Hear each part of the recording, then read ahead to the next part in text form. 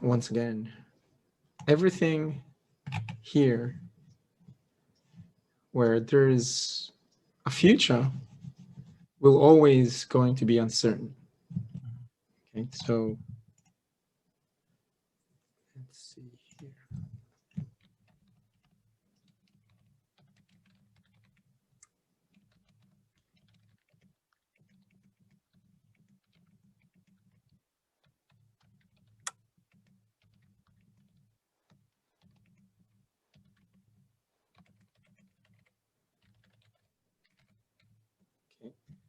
So when there's a future that is unknown, there will always be uncertainty, whether we like it or not.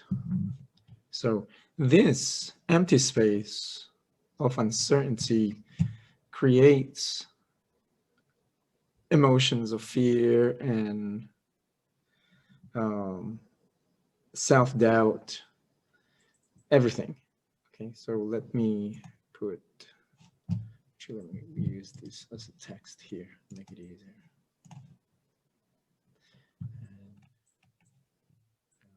Get rid of this for a sec.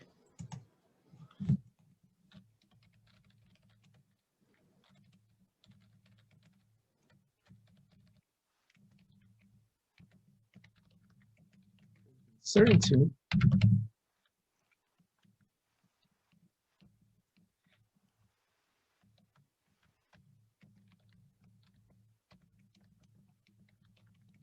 fear and self-doubt. That's the bottom line, whether you and I like it or not. So, but the question is, how can we embrace uncertainty? Okay, because everything on hindsight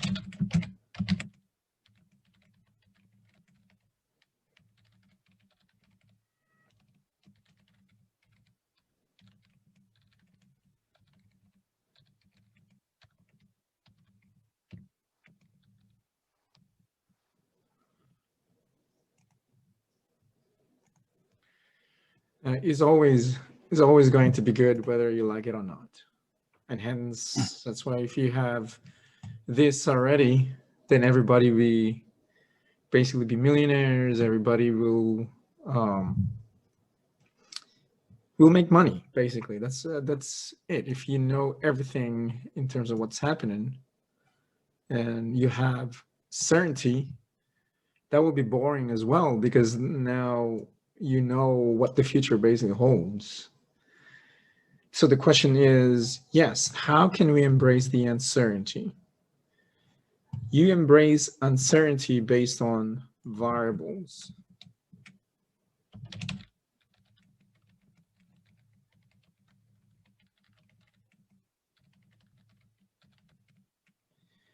Uncertainty. One is simply looking at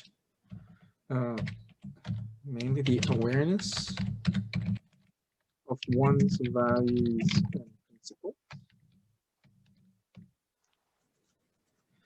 One's values and principles are based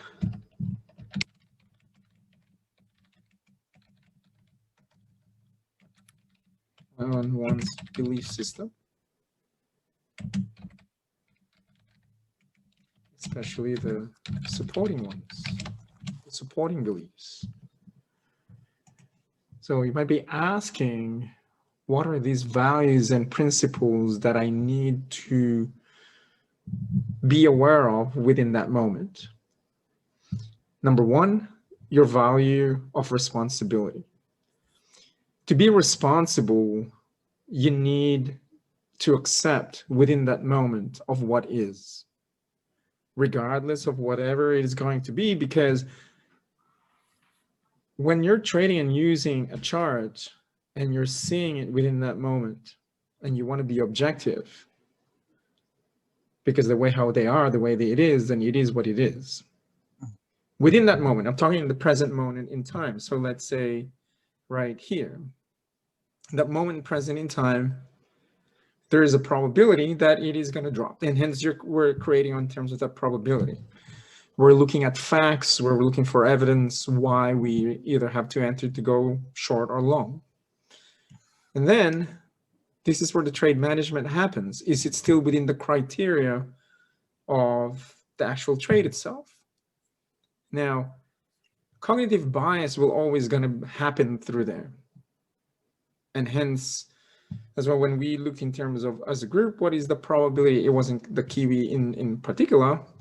It was basically the S&P 500 in particular. What is the probability that it is going to go up or down? Some will say 65, some will say 70, and hence the average that we created was 67.5, 67 and a half, right? So you still have the 25.5% probability that it could fail based on what we looked at. So in other words, when you're looking into this, okay, well, there is a higher low, there's a higher high. What is the probability that it will now go up compared to coming back down? Maybe if the probability is still pretty good that it may drop, then you hold the trade. But if not, then don't put in the trade or you close the position. So trade management will only occur when price is happening within that moment. Number two, if you're not happy with the stop loss, then decrease the position size. Because here, by your embracing the uncertainty of one stop loss, because your stop loss might be different to my stop loss, or, well, stop loss is stop loss. If the stop loss is, say, 100 pips, and maybe my tolerance level for risk is, say, $1,000. Your tolerance level, on the other hand, might be 500. So if your tolerance level is 500, then even though with the same position size, rather than me, if I'm going to put, say, one standard lot, which is 100,000 units of the dollar, the Kiwi against the US dollar, then you'll only be putting $50,000, 50,000 units of that. So 5 mini lots, that's it. Why? Because your risk tolerance is only $500 compared to my risk tolerance of $1,000. It's different if I'm going to put a gun in your head and say, hey, Perry, we're going to risk your $1,000, but you're going to say, no, I don't want to risk $1,000. No, you're going to. Now that is where dangerous, where I could go to where CFTC can basically fine me because I'm giving you now advice. However, it is your personal choice for you to still enter the trade, but the question is, are you really okay to risk that amount? So it's not about the stop loss. It is more of the amount of position size that you're willing to risk. That creates the dollar amount, because you might be risk averse, I might be a risk taker, or you might be risk tolerant. Now, even though right here, if everybody basically agrees to short it, and you are coming through there and you are now saying, oh, hang on a minute, it is not working the way it should be, and my intuition says it doesn't feel good, I'm going to use the French road, fuck it, I'm going to close the position. Now, if you're saying that, close the position, provided that, are you okay that if this goes the opposite way, are you going to be okay with it? Because it can go either way now, right? So that probability from a 62.5 to say 70% is now depleting down to 60%, almost a 50-50 chance, basically. So the question is, what can we do? So even say if I'm shorting there, I'm still short. What can we do within that moment that if it chooses to keep going, what am I going to do then? That's why in terms here, we still have options. Those options is via personal choices. And if you're seeing it as, okay, it is moving to the direction of where, and it's no longer going to the direction where I'm seeing it, close the position and you go with it. then you cut your losses short, and that's it.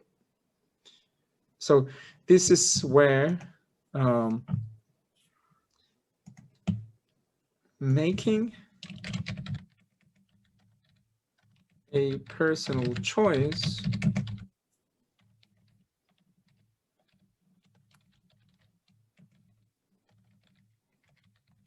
gives total freedom.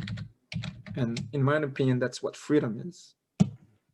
When you have the choice to choose with full acceptance, freedom with honesty, responsibility,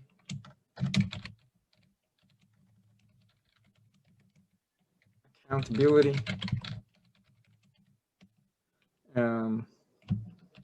integrity, and acceptance. Because it's a personal choice, nothing else. In my opinion, everything that we do on a day-to-day basis is right by choice, provided that you are within the constraints of your true self. Because if not, it's just simply a decision-making process. Why not to? And that's why people cannot move forward, and they will dwell upon the action that was happening there within that moment. But the question is, what is causing them to dwell upon those?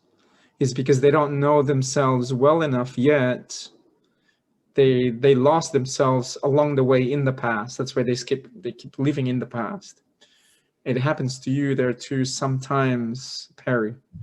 In most cases, everyone, even myself, is like, oh craps, look, the Aussie dollar, dang it, it is going not in my direction. Sometimes what is it that is causing it for us not to close the position or to keep going is because of ego of righteousness happens, because we do not like to lose. We don't want to lose. Losing for some means failure. Losing for some means not worthy. Jamie, Yeah, absolutely. If you get rid of that, on the other hand, and losing is part of the game and accepting it, then it's okay, because losing is just part of the game. It is a game.